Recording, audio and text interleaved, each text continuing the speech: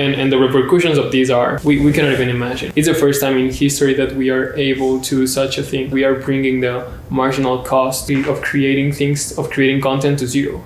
I'm like, are you mad? But I just did it because it's like, it's easier to ask for forgiveness than for permission. Yeah. So that's what kind of like what I had in mind. And he's like, what are you talking about? Sell the fuck out of this shit.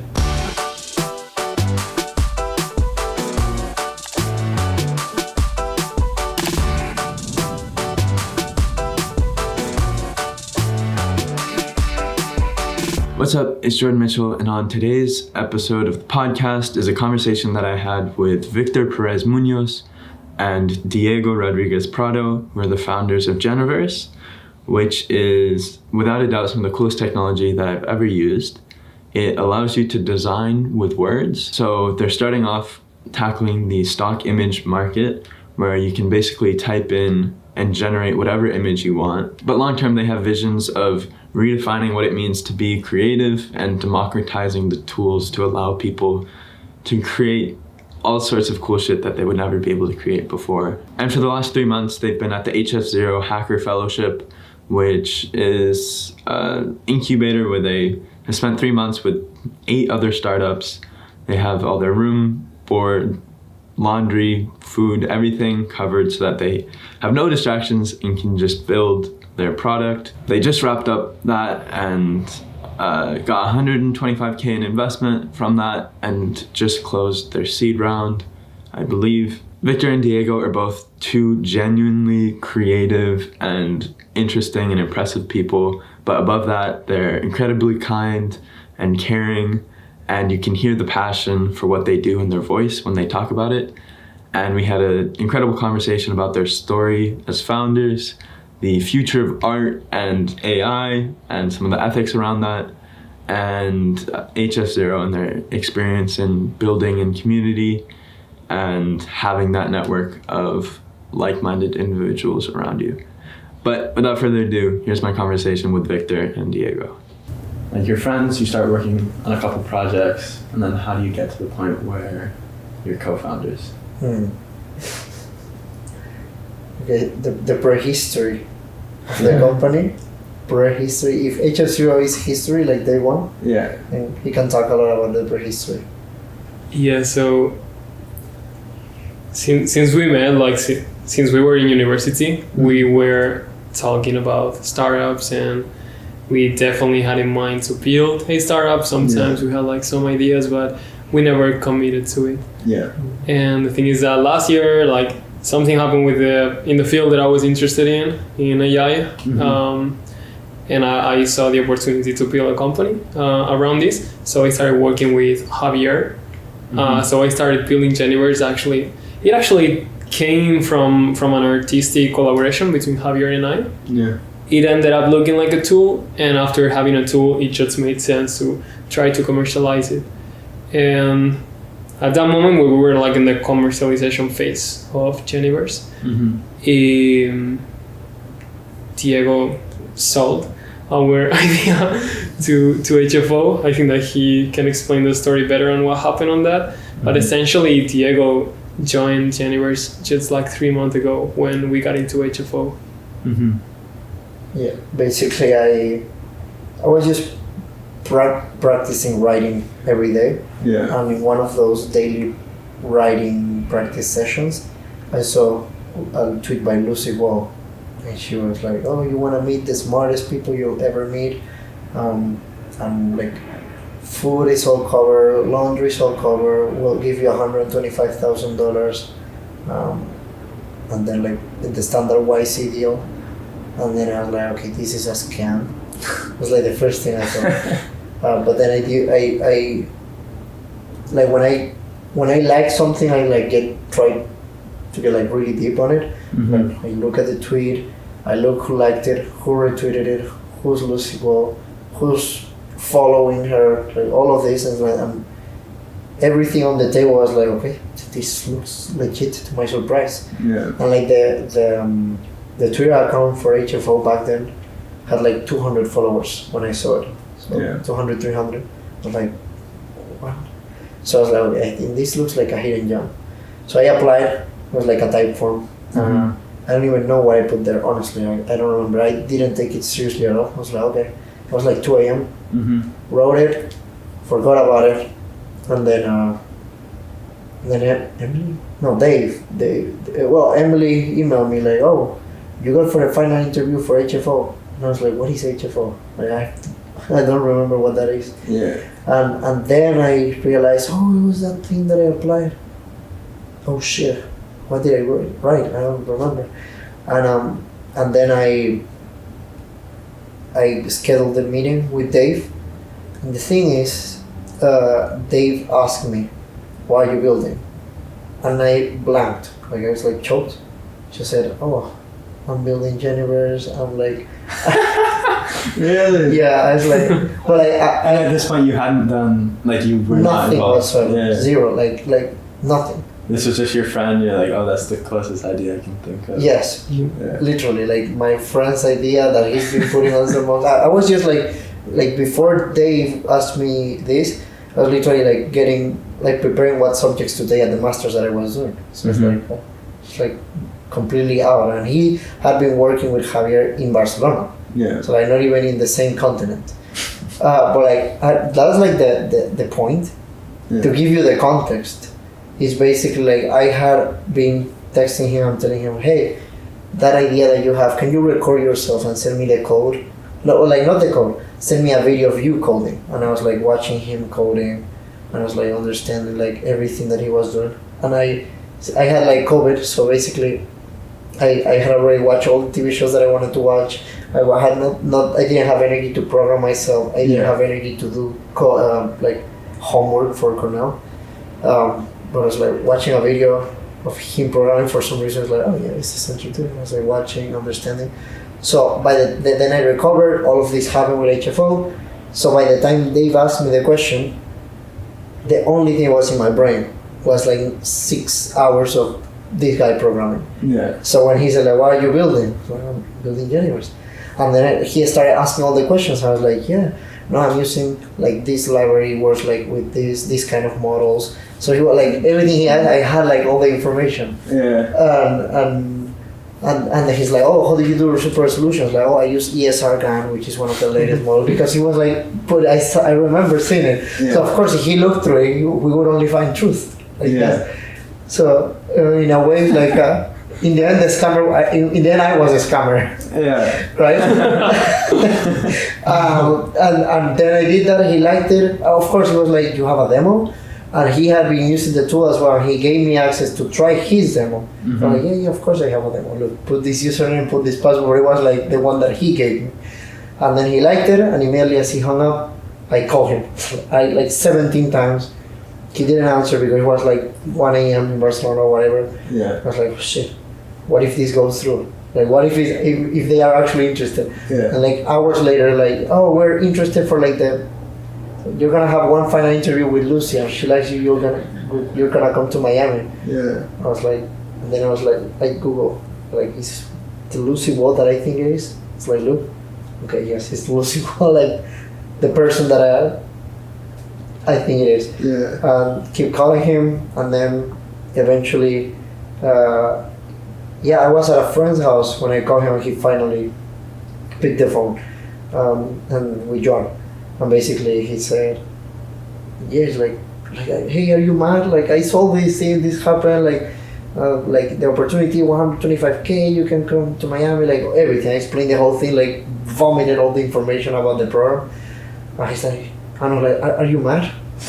I can stop right now, like, it's okay, like I can literally, but I just did it because it's like, it's easier to ask for forgiveness than for permission. Yeah. So that's kind of like what I had in mind. And he's like, what are you talking about? Sell the fuck out of this shit. And I was like, oh, okay. Okay, and then I had the meeting with Lucy. Yeah. She loved it. And then I was like, yeah, even more relaxed because like I have my homies seal of approval. Yeah. Right? And then they accepted us, and then I called him like, you have 48 hours to book a flight from Miami to Miami. Really? Yeah, and he got it. Like, he got the flight. We were thinking, worst case scenario, these people are like the best scammers in the world. Yeah. We're gonna have a hell of a week in Miami. That's like the worst case. So it's like, there's no point. Was this the week of Miami Hack Week? Yes. Mm-hmm. And that's when when had I seen you? Before that, like in the summer last year. It was right before you were flying to Cornell, so I would say like maybe July 20. That's 20. Like, okay. Or 20, Yeah, I so don't know. it's been like had been like maybe not almost a year, but like Yeah. a lot of months since I had seen him. Yeah. Interesting. And funny side note to that, I have a random video of like the first day that you guys saw each other. I know, that's so epic. Yeah, like randomly shooting B-roll, and it happens to be you guys. Yeah. But what was your first reaction, Victor, when you wake up, you see 17 missed calls? Oh yeah, exactly. I didn't. So my experience was at that moment we were talking already with some investors in Barcelona, Yeah. and we were just like starting to talk with investors. So the way how it was is I was training on the gym. Mm-hmm. I just left the gym, and that was actually the reason why I didn't answer, because I was just like training. And the thing is that I just go out, I see all the messages, I call him, he tell me that, and I was like, yeah, like that's exactly what we're looking for. That's perfect. Yeah. Like, so.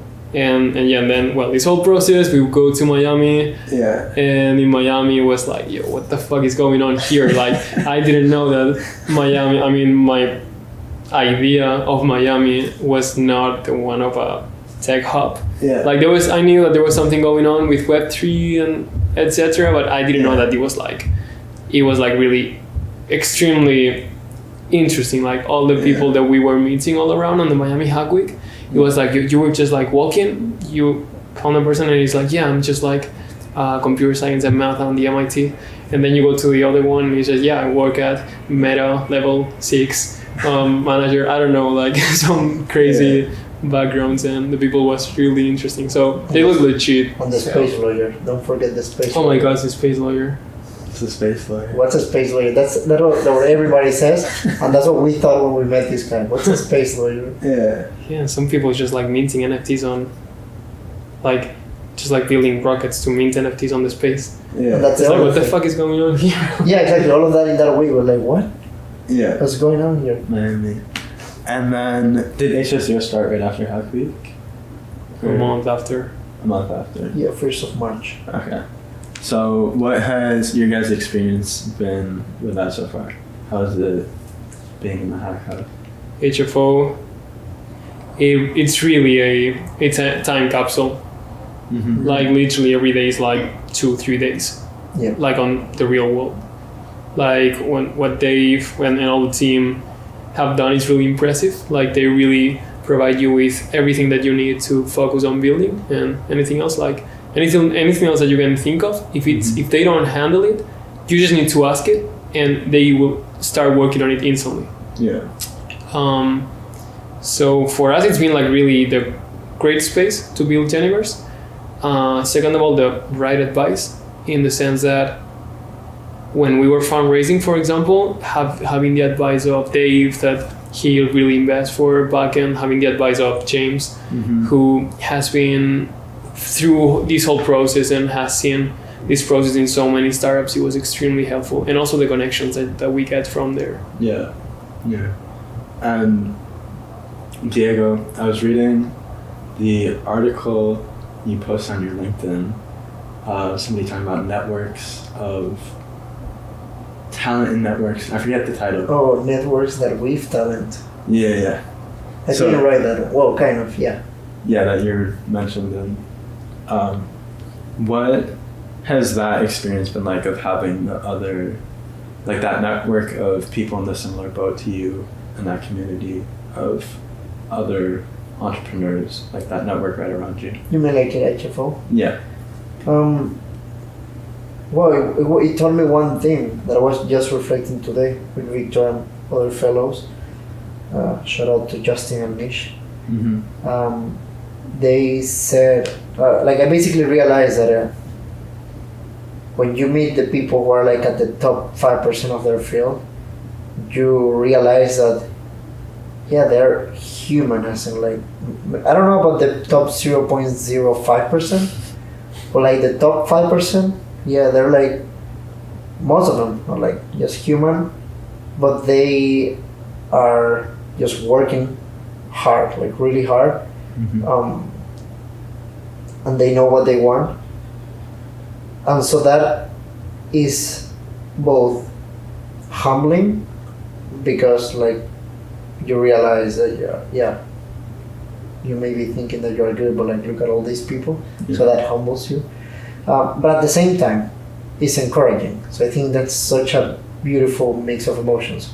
Like something that humbles you usually is like, oh, what's the point of doing this? This person is so smart, but like that's not what happens. It's like, oh my god, like my ego is going down, but my drive is going up. How is that even possible? Like that's what it felt there to me. And you mentioned just now that they work hard and they know what they want. How like I think something I hear often from people that I went to school with, like catching up, and something that I struggle with a lot, is like determining that, like knowing what you want. How do you guys feel like you have a good grasp on that? And if yes, how? I was gonna say, I think we know what we want. It's a whole different beast to know how to do it. Yeah. It's a complete thing. So like you can be really lost, but like you always have that. So it's like, in my case, it's all about like this hunger for knowledge. That's it. Like I notice that everything that takes me in that direction is like, everything that I do takes me in that direction. So like sometimes to know what you want, you only have to look at what you're doing. So like, oh wait, what am I doing? And like for example, I think this is going to be really grounding and explains how I feel.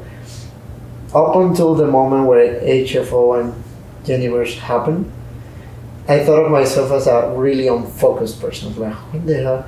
My mom used to say like, oh, you're always bouncing. It's like like someone who does not know what they want, right? Yeah. But then I realized that I was always doing the same thing. And you'll be like, okay, how is that possible? Because I was like working in graphic design, and then like graphic design, 3D modeling, then at an architecture studio. Years before that, I did like research doing like image segmentation algorithms in like mice brain cell, but then audiovisual systems engineering, and then software engineer. So like, what the hell is this guy doing? Like research, software engineer, biology, architecture, 3D modeling, and then I realized it was all about anything that mixes art and technology. So like when I was doing architecture, I was like, I thought that like architecture of course is art, like a work of art. But also like the 3D modeling, the polygons, all of that was like so cool to me. When I'm doing graphic design, the reason why I loved it so much is like, oh, I'm creating something, but through a computer. And like scripts to automate like 100 images to apply the same filters. So it was always about that, the same thing. And suddenly AI is kind of like, what a better thing to pursue to someone who's obsessed with knowledge than creating a machine that knows. And you mix my love for learning and my love for art and technology with an AI that is able to create in the creativity sense of the word. Like, oh, that sounds like my masterpiece. If I manage to do it. So how did you arrive at that conclusion of the thing that, like the common thread was always mixing art and technology? Was it something that somebody pointed out to you, like this is the common thread? Did it come through writing or reflecting? Like what do you mean? Like how did you get to a point where you're able to articulate that the common thread between all of these things you were bouncing between was mixing art and technology? I remember vividly. It was like shortly after we both decided that we're going to go to Miami. Like that's when it hit me. Like I think it was like just trying to rationalize. Okay, yes, I know exactly. It was like basically I have this scholarship. I'm at Cornell. I have an offer to go to Stripe for an internship. I know I'll crush that internship if I want to, and I'll get like a really good offer afterwards. Like all of this is, and it's like software engineering, which is something I really like. So like all of this looks amazing. So I was like, why the hell do I want to do this Miami thing so bad? And I'm like, I was trying to understand, where does this thing that is pulling me that way is coming from? Mm-hmm. So my first thought was like, oh, there it goes again, another jump, and it's just me being unfocused right now. Yeah. So that was like, I should not do it because it's just me being unfocused. Yeah. But then I kept thinking like, okay, that's right. Like that thing, that feeling was so intense that it made me think of everything that I had done in my life. Yeah. Up to that point. I was like, why do I jump so much? What's going on? Like, what's the need of jumping? And basically, like, the how is meditating, and that meditation was triggered by this Miami event. To answer your question. Yeah, I think that's really interesting. Point. Sometimes, like, your intuition leads, and then your rationality has to follow to catch up. Yep. Yeah. And Virgil Abloh is one of my favorite artists. He talks about how art is made in hindsight, which I think is the similar concept of sometimes you make something, you're like, I don't know, I just want to do it, like it's cool, and you don't really have a concept behind it. And then afterwards, like the hidden meanings, the tree in the back is red because of the emotion, like that can come in hindsight. And like letting your intuition lead, and then afterwards reflecting and be like, okay, why is this calling my attention? Why am I curious about this? But for you, Victor, how, well, I guess like first off, do you feel like you have a focus of what you want? And, well, I guess question one, do you feel like you have that focus? I feel like, yeah, I do have a focus of, it's not clear what I want, but I know the direction that I wanna go, and that's what I do day to day. Like right now, I'm just passionate about this thing that it seems huge. Nobody knows where it's gonna go, and I have some ideas, but I cannot tell you that this is exactly where I want to end. But I know that that's definitely the direction that matches perfectly that fits my curiosity. And is there anything that you do to like calibrate that direction, or like how do you, like, because for me, I think I'm in a similar boat where I don't have a set idea of where I want to go. I have like a general picture, general direction, and sometimes it can be overwhelming to be like, okay, is this the direction? Like, do I want to go this direction or that direction? And like being able to clarify that. Like, how do you, for yourself, how do you keep that direction in mind while not having it be super precise? So how to find the direction that you need to follow? Yeah, or like how like if you're presented with a decision, like for example, if you should take the HSCO thing or even smaller decisions, like is there a process that you go through to ask like, is this aligned with the direction? Yeah. So with that, I think that's something that Diego said before on how to analyzing yourself. That's important. What I did in my case, it was I followed some ideas from the book Principles from Ray Dalio, where he had this whole process that it's called the 5 steps for success. He applies it to his business, and it's like a recurrent thing that he does. I did it for myself, and in this process, like the things that you do at the beginning is to set goals. Yeah. And you maybe don't have like the goals that you or where you want to be in 10 years. Maybe you do. If that's the case, like that's cool. Yeah. Otherwise, for me, it was more like, okay, like I definitely want to build a startup. I want to do it in the US. I want to get money. I mean, more than get money, do not have any dependence on money. Like I just want to do whatever I want without limits. Yeah. I mean, I don't want to stop myself of doing something because I don't have money. More or less more like about freedom. Mm-hmm. So I did this whole process, this framework from all these goals. I drafted all the problems that were blocking me for getting to these goals. And it was just like me right here, the goals right there, and all the blocks. Yeah. And all these blocks, then you distill where they coming from.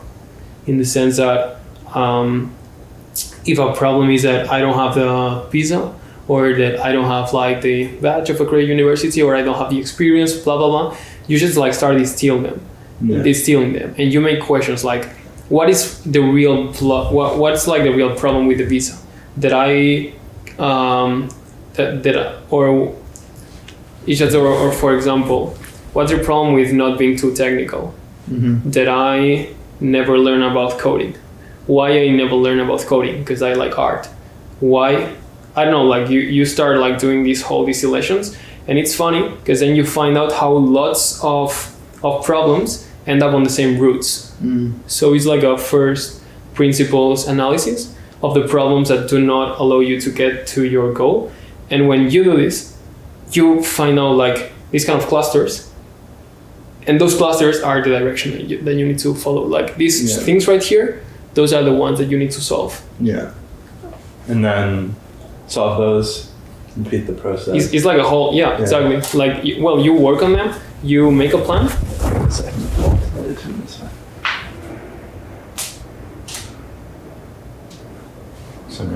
Cool.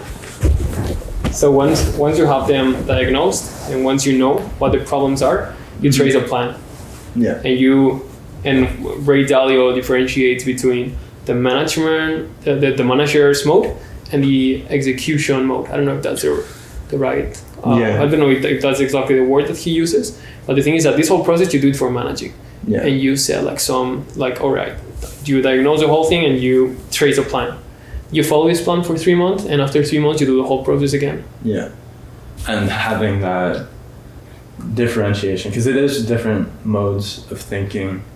I was reading an interesting thing that, like, around personality traits, how, or like one personality trait of like the big 5 of like things that they've been relatively able to pinpoint as like 5 major personality traits. One is openness, which is relatively similar to creativity, and like within that, intelligence sometimes maps that. Anyways, the point is, like, it's one skill set or like one trait to be able to abstractly represent the world and like make a plan, and then it's a separate skill set that has no correlation to actually execute it. So you could be really good at the managing and like that one process of setting goals and like abstractly representing reality and making a plan off of that. And then the actual execution of it comes down more to the personality trait of conscientiousness and like are you industrious, are you organized, and like that's a completely different way of thinking. So I think it makes sense to have that distinction in yourself, in your processes. Like, this is the mode where I'm making the plan, and then this is the mode where I'm head down doing it, and then reiterating. But I do want to get to like what those actual goals are and like what you are building. So with Geniverse, I think Ray Dalio talks about audacious goals, right? Like what is that? You guys just closed your fundraising round. Like, what is this cycle's set of audacious goals that you guys are working towards? So we have a vision of how this technology is gonna affect the world. We believe that generative AI, it's gonna democratize creativity. It's gonna enable. I mean, right now we've seen with DALL-E what you can do with images. It proved that from text you can create images, and that means that if you know language, which is something that we all know, you can create an image, it's a new skill that we have with us. Yeah. It's only gonna get better, and that's gonna extend to videos, that's gonna extend to sound, and that's gonna extend to 3D. And the models are just gonna be better and faster. So that means that we think that in the future, anybody is gonna be able to create just from being creative, and we believe that artificial intelligence is the most potent medium for creating any kind of thing. So we strong and the repercussions of these are like we cannot even imagine what this means, because it enables. It's the first time in history that we are able to do such a thing, in the sense that we are bringing the marginal cost of creating content to zero. That means that right now creating an image, instead of paying an illustrator and a designer or a 3D artist, it's automatic, it's for free. And anyone can do it. It's democratized. So how does the world look in this future? It's gonna be pretty crazy, like in every areas. Like we think that especially on social networks, it's gonna be amazing. And that's not what we're working on, but that's like the long-term goal. Like we really think that the next TikTok is gonna be with all the content is gonna be generated. The thing is that you're gonna have. I hope that we get to some ethical terms before that happens, because that's not the future, at least that where I want to live. Like recommendation algorithms are already fucking our society so much, and you don't want to create a thing that is not even just like recommending content that exists, but being able to create the fucking content that you dig and that makes you an addict. So I hope that we regulate these kinds of things in the future, but I do think that we're gonna have entertainment applications or things, or I don't even know how we're gonna interact with technology in the future. But AIs are definitely gonna be able to understand us and to create the content that we want to see. And apart from that, I also think that, I don't know, like video games, it's just gonna be crazy. Like if you can create language, you can create sound, music, 3D assets, and images. You just give simple rules, and you start playing a game, and the game evolves differently every time that you play it. Like I think that in the future, and maybe like 10 years or even more, that's gonna be probably possible. So we believe in this technology, and we think that in the short term, it's already gonna have an impact. Like there were some advancements recently by some models by OpenAI, and also like the whole research community. Some new models appeared, and the thing is that these models that are able to create images, they get like really good. So models like DALL-E. So we started working on them, and at the beginning we started to apply them to in the creative industry. We started to like, okay, this is really cool, still kind of abstract, but this can really be used for artists on their creative pipeline.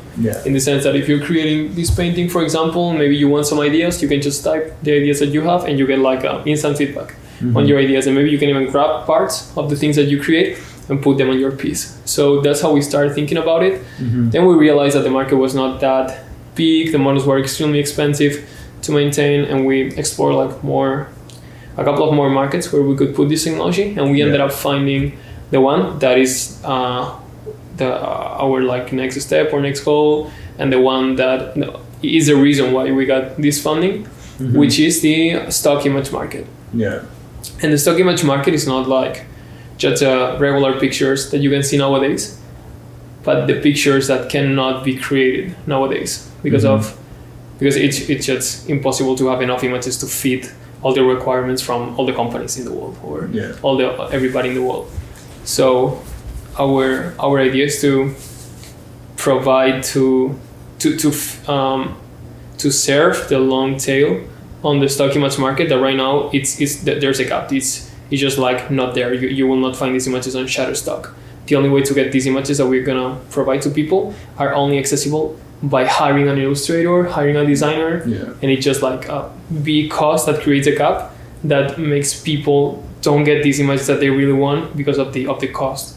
So what we can do is we can provide people with a platform that where they can create custom images. Like you type whatever you want, you describe really what you want, and that's the image you get. Yeah. It's faster than current platforms or than anything that exists right now, because instead of searching over millions of images, you type it and you get it. And it's cheaper because of course making an API call, it's way cheaper than having a professional photographer going to the mountain and taking a picture. Yeah. So the things that are people that get value from these three things are going to enjoy our product. And apart from that, we also focus on providing access to the technology itself. Yeah. In the sense that this is how can we provide anybody access to this technology without even knowing how to code.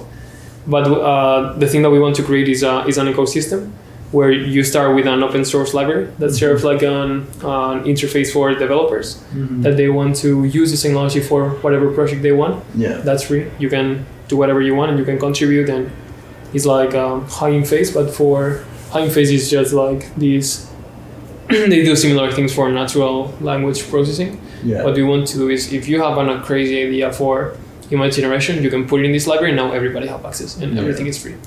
The thing is that then we provide infrastructure, and companies can like say that you want assets on your website, or that you want like that you want to serve wallpapers to, I don't know, like as a service or something like that.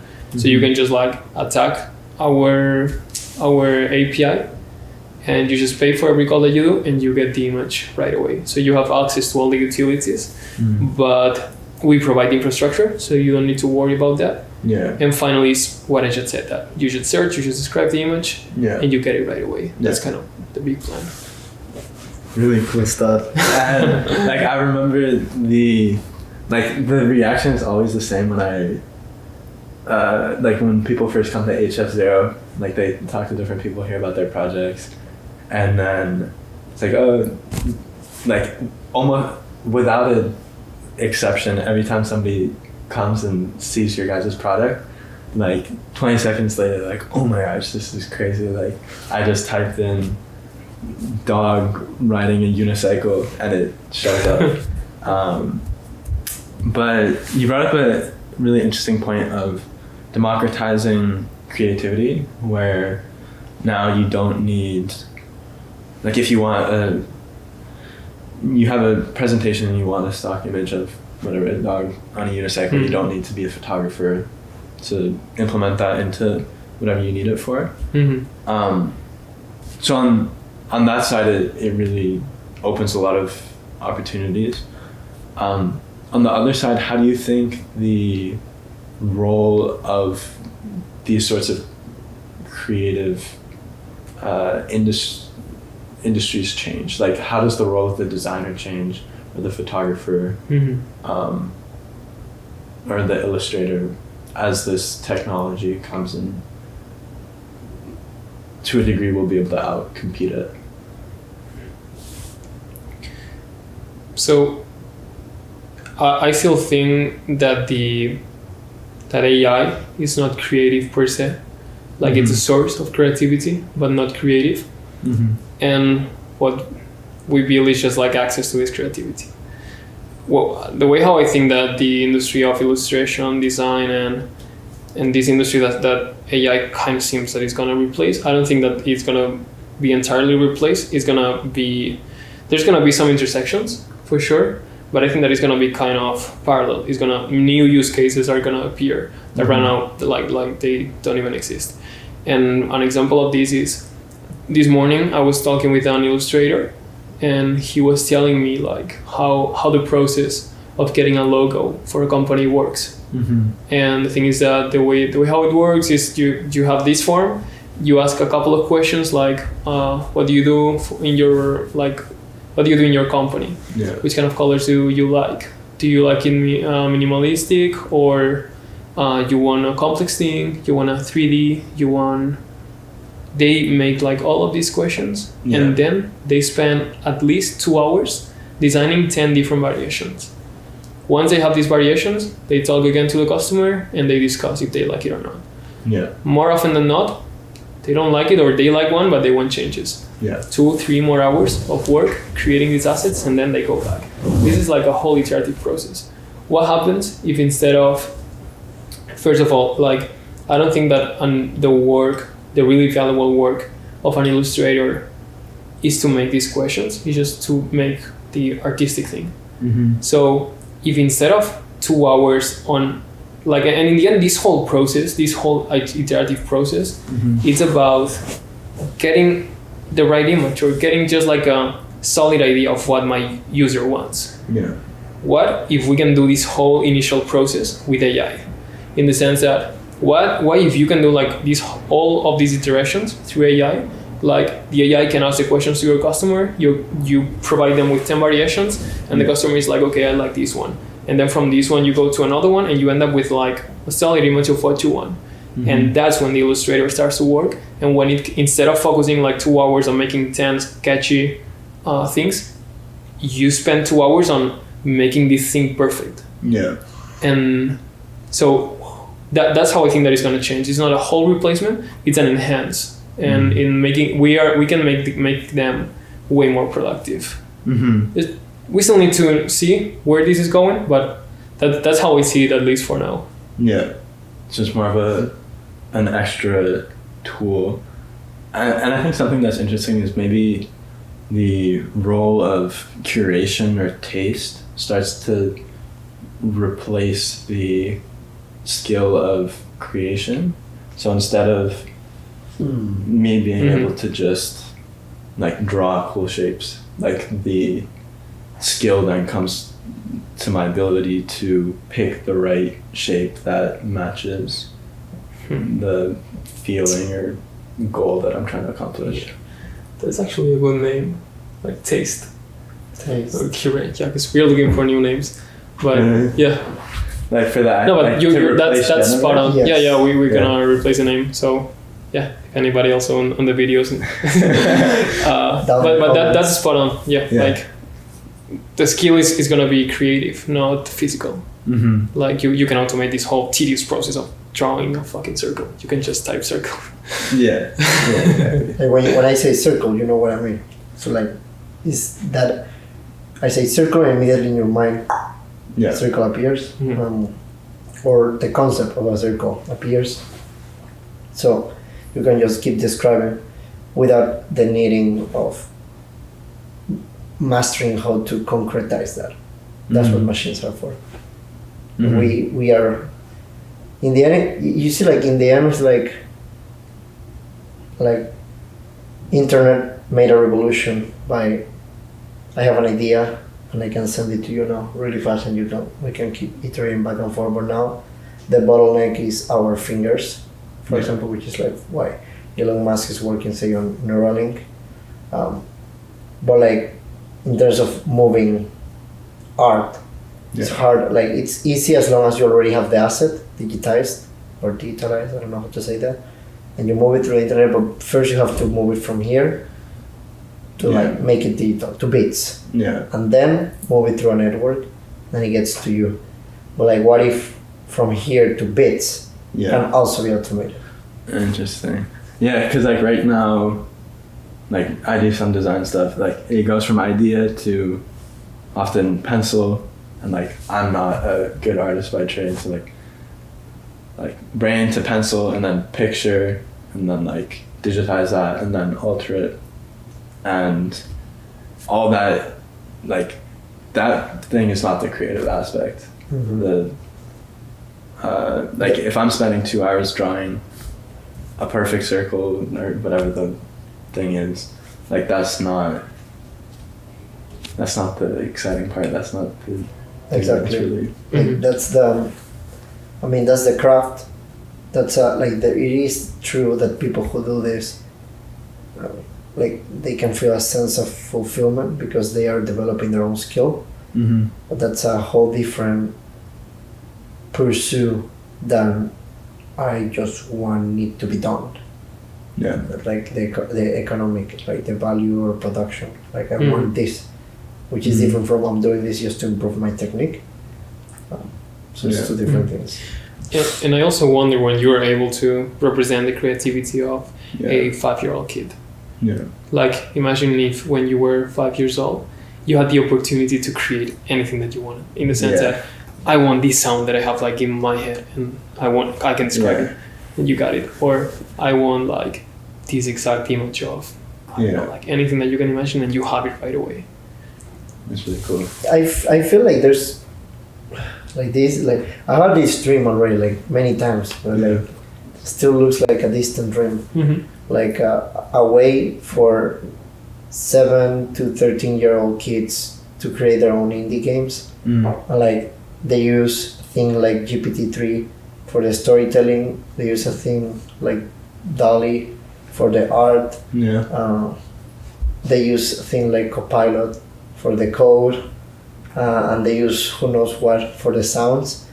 And suddenly like kids are like like not one, like many kids are earning more than their parents and still go to school. And they're like 11, and they're like that's what they do. They create all the time. It is interesting because like that's always the trope, is that kids are more creative because they don't have the limitations that come as you grow old and like you become I guess more reserved in the way you act. So that would be really interesting to see like how that plays out.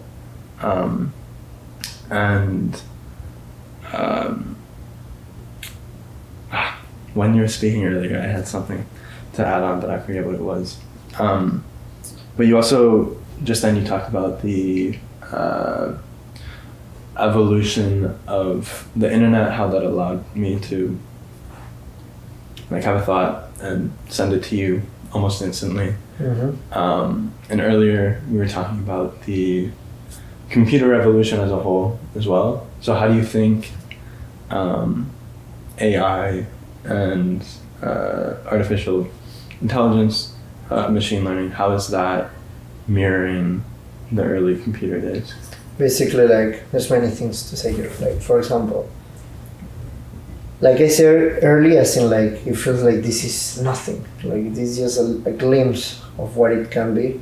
Like on one hand, like okay, you don't need like a huge computer to browse the internet, but you need like a data center to do something like GPT-3 or DALL-E. Like that's a fact. So it's like just like computers back then, like they didn't fit there.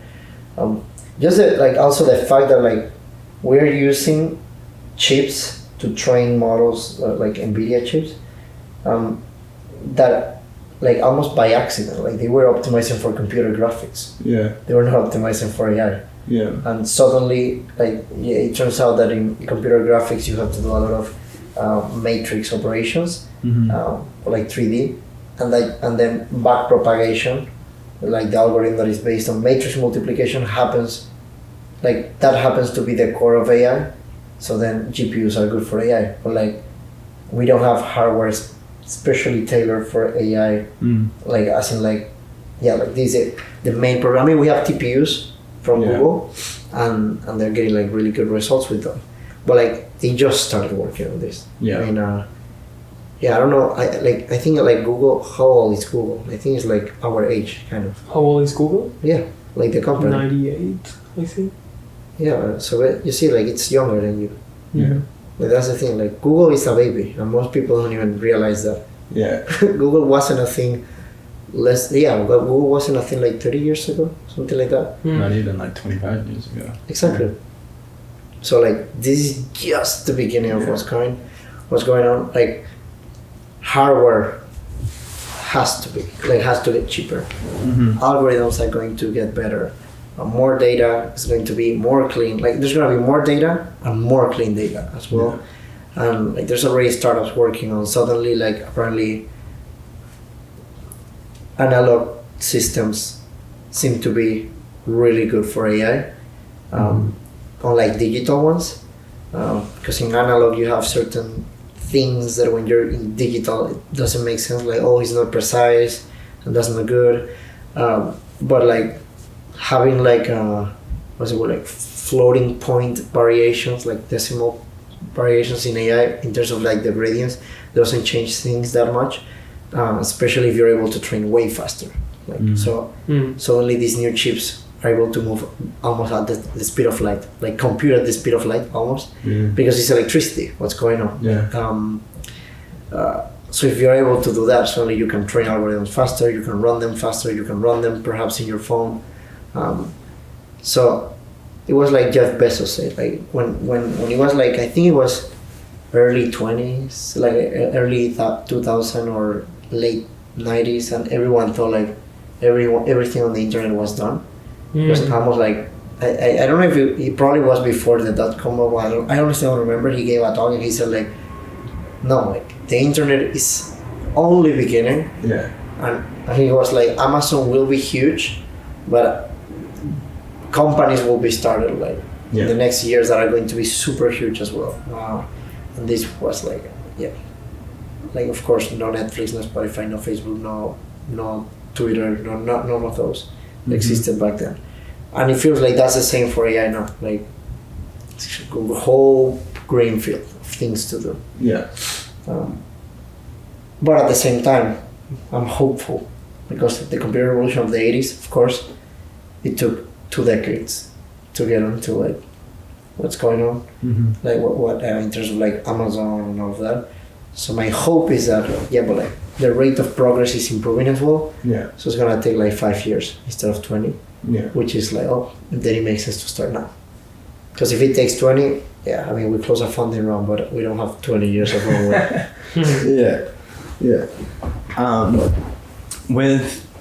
With AI improving at the speed that you hope it does,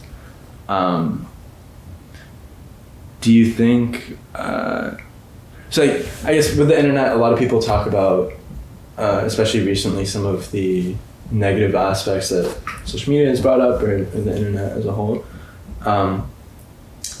And like, I think by far, like the internet has been mostly good. And I think AI will probably be the same. Like the far majority of it will be used for good. Is there any concerns that you guys have on the ethics side of how to make sure this doesn't get into the wrong hands or for the wrong purposes? And what are those concerns for you guys? So, in my opinion, when we started with the internet, we started from nothing.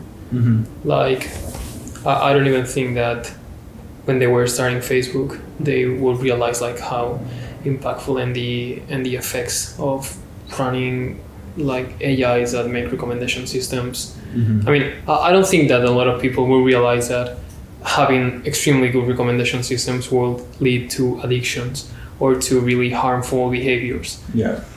So I think that AI has been around for a while already, and I think that we have learned a lot through the way. Like, I think that a lot of bad things happen and a lot of unethical things have been done. Like, I mean, something like when you train an AI, you train it with an objective.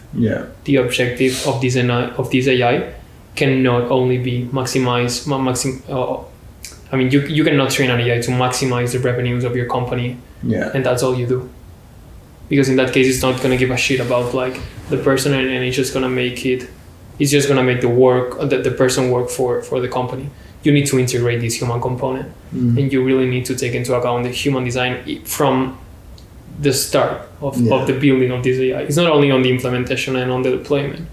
It's also on what data do you use to train these models? How biased is your data? Like, we humans, we're kind of fucked up, and there are some biases that we have in our society, but we don't want these AIs to reflect. So how do you remove them from the data? So when you put a doctor, you have 50% chance that he's a woman, and you have 50% chance that he's a man. For like, there are like these old biases that you cannot have on these machines. Yeah. Because it already happened. Like recommendations systems is an example. Face recognition, like this happening, I think that in London or somewhere in the UK. Yeah. That there was this data set. I think that it was from Amazon. It was called Recognition. Yeah. And they ensured that it had like 99% of accuracy of like in recognizing faces, and they were trying to recognize criminals on the street. Mm-hmm. It turned out that they put it on the street. It started to recognize people, and for some reason, it was being activated way more for black people than for white people. And when they did an ethical study around this algorithm, it turned out that it was not that there were more criminals that were from another race. Yeah. The problem was that the accuracy that they computed, it was with mostly white people. Yeah. And the thing is that when you were trying to recognize the face of a black person, it worked way worse. So it was like just like failing. It was like saying like, yeah, this person is a criminal, but it's just like I don't know, like this is not the kind of data that I'm used to it. Yeah. So we need to be really careful on how we train these models and how we deploy them, of course. And the concerns that we have so far is that people just don't. At the same time, I think that the biggest companies right now working on AI are really aware of these threats, and they want to take care of. And companies like ours, we don't want to fuck it up. Like the worst thing that we want is people creating like things that they don't have to create and having like bad press and a bad name, and these already happen, and that's not something that any company wants. So I think that people are working a lot on that. There's just still a lot of work to do in it. And really important, especially in our case, because we give people the possibility to create anything. Yeah. And this thing can be like fake content that can end up in crazy things, like my house is on fire, or I don't know, like Elon Musk doing X, and you have like the news flooded with fake news. And I need to reset that.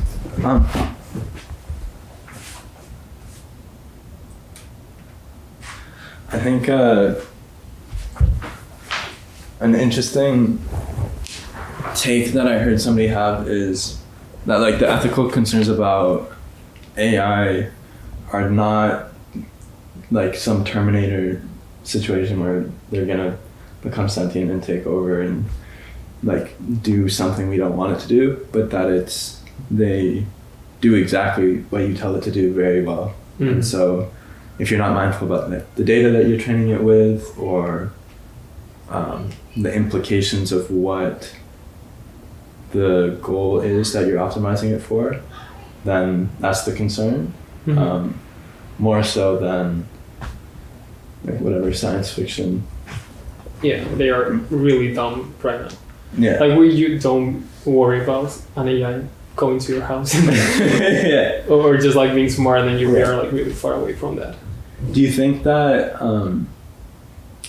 companies like, is it enough for companies to be regulating themselves? That like for you, obviously it's not optimal if you're doing something that's seen as ethically bad, that would obviously have a negative impact on your company. And Facebook is going through a lot of that now. But do you think that incentive is enough to like save face and have good PR? Or do you think there needs to be more done in terms of a regulation standpoint to kind of enforce those aspects you're talking about? Diego wrote a whole, like, so when we got our fellowship to study in the US, Diego's state of purpose, so I think that he's the right person to talk about it. He was talking about that and how important it is for regulators to understand this technology. Yeah. Because the problem is that they tell you, we need an unbiased data set. Yeah. Like if it was something dual, like if we did it before, we don't fucking know. I mean, we don't know what it means to have a data set without bias. Yeah. So how do you want to create it if, like, you know, like you need to have like a deep technical perspective in order to make effective regulations. Yeah. I think. Yeah. I basically my statement of purpose was about how how are you going to build a future in which AI is pervasive, mainly because it's a it's a powerful tool in which people can still work. And as I was developing that statement of purpose, I was reading a lot about like, okay, what is it about work that people want, and what is it about work that like society as in humanity gets from it? Like because it's kind of like different things. Like society, like humanity maybe gets value, and the fact that like we can have, if you have more value, you have more resources, and if you have more resources, you can have more humans, and like that's our genes speaking there. Like okay, so it's good. And then from the people perspective, like okay, can we? This is what our genes want. Okay, but like, what about the collective? What does the collective want, and what does the individual want? Like what? Why do some people work? Like some people work. A lot of people work just so they don't starve. Like that's it. Like I wanna. Like I know a lot of people are like my. What I love is playing volleyball, going to the bar and enjoying some beers with some friends, watching shows that make me laugh, like travel, like going to several places and getting to know the earth and spending time in nature, and especially spending time with family and friends. And it's like, and I asked them like, oh, if you were able to do that during your whole life and then die, would you be happy? And many of them are like, yeah. So it's like, okay, a world like that, like we have the resources to make the machines such that if the population is low enough, everyone gets to live a life like that. Like it's possible to do that. But then there's another kind of people who are like, oh, why do you work? Because I have fun. Like why do people, like some people program, but even if you pay them or not, they're gonna still program. Like before, it didn't used to be the case that programmers were seen in high regard.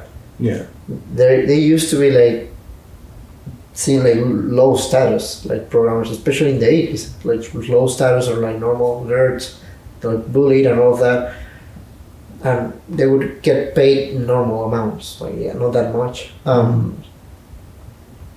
But those people, and sometimes even people who love programming, they didn't go into programming, they went into finance or something like that, but then on their free time they kept programming. So they're gonna do it either way. So it's like, okay, so some people, if not a lot of people, have like this craftiness that they wanna keep working on. So in terms of like design and art, like okay, you can replace say you can like create machines that suddenly allow you to make objectively from the digital point of view like better sounds, like with piano and all of that. And people are gonna still play the classical piano, and people are gonna still play the classical guitar. Of course, if what people want is entertainment because they are bored on their plane flight, so they need constant stimulation so as not to get bored. Okay, now you need a system that pumps music all along. So suddenly you can, with stuff like Cubase and Apple Logic, you can get like songs non-stop and pop music and all of that. But that's one purpose, like to appease the necessities of what people want, which is like in a way like what the economy is all about, what value is all about. And it's a whole different thing what fulfills you. So going back to the ethics and going back to AI and economy, my point of view is, first of all, ethics. Both Victor and I have like this principle, which is like be kind. So if you're playing the long-term game, come on man, it's your life. You have to play the long-term game. If you are kind, that will take you way, like far away in life.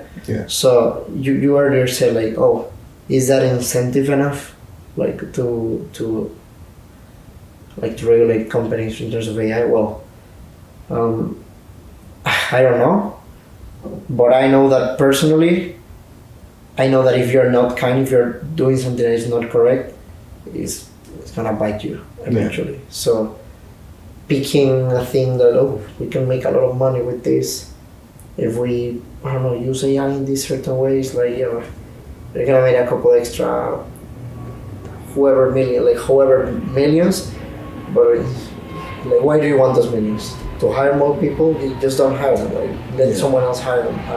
To get more personal money for you, if you're able to make millions suddenly with a single decision, that probably means that you already have enough millions also in your bank.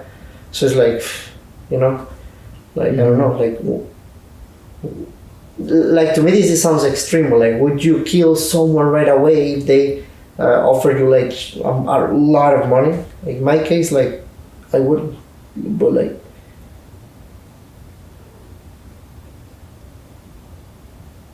That just speaks to like my values. So what you're asking is like, okay, how can we change the values of people so that they don't do like this thing really bad with AI? Yeah. I don't know, how did we manage to allow people to use fire and then not burn everyone with that tool? Mm-hmm. Fire can be used to burn and hurt people, but you can also cook really tasty food with it, right? Yeah. So that's my way of saying I don't know in a way. It's a hard problem. Yeah. Actually, that's an interesting analogy with fire, because even I don't know if this is an accurate analogy because this is like the first time I thought about it. But another thing that people talk about of like now we have so I guess the ethical concerns about AI are more about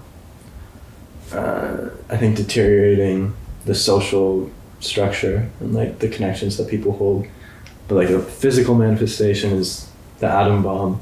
Mm-hmm. Now we have the physical capacity to wipe out humanity. Exactly. But like in early times, somebody was probably like, oh, we have fire, we have the capacity to burn down our whole forest. So it's just degrees of like, obviously we're at a much larger scale of it, but it's the same underlying problem that's faced every civilization ever, is how do you get people to function in a way that aligns everybody, because there's not a lot, like it's so crazy to me how society works, because it could so easily just go into anarchy. Like, yep, exactly. If just like 10% of people woke up one day and it's like, I don't really feel this whole society thing anymore, and like they work together, like it'd be madness, and there'd exactly. Nothing we like it's interesting like how like you don't need 51% of people to decide to act in a certain way for total chaos to appear. Yeah. Like I think the threshold is really low. It is. I think it's 3% or 0.3% of people actively engaging in a revolution to be able to overthrow it. Okay, exactly, something like that. Yeah, that makes sense. 3% what? Of like if 3% of the population partakes in a revolution, on average, it can be successful in like overthrowing the whole society. I think that's the threshold. I could be wrong. It's something like way lower than you expect. Yeah, exactly. I would expect like a really low number. Yeah. That makes sense. I think that with AI sometimes it's more about the subtle things that can have network. I don't know if that's the correct word, but that they can have like a snowball effect. In the sense that there are things like, for example, right now with addictions to cell phones, the world is not on fire, but there's a huge problem that you want to solve. Yeah. So I think that with AI it's also be like these kinds of small problems that you don't want to have. Like if every time that you generate a certain image it goes in a certain way, you are modifying like all the, your creative possibilities are kind of biased onto like creating these kind of things, and these other things are never going to be created and they're going to be forgotten, and that's also it's not like a huge problem like a humanitarian crisis or anything like that, but those are things that you definitely want to take into account. Yeah, for sure. I think the attention thing is something I've been thinking a lot about recently, and like cell phone addictions. I've started to have my phone in black and white and deleted Instagram, Twitter, TikTok, all of it. And that's like a whole other topic. But like my life has gotten so much better since I started doing 100%. that. But it's been almost an hour and a half. Yeah, let's go. Thank you guys for doing this. I really enjoyed this conversation. Yeah, it's been really nice chatting with you in this format.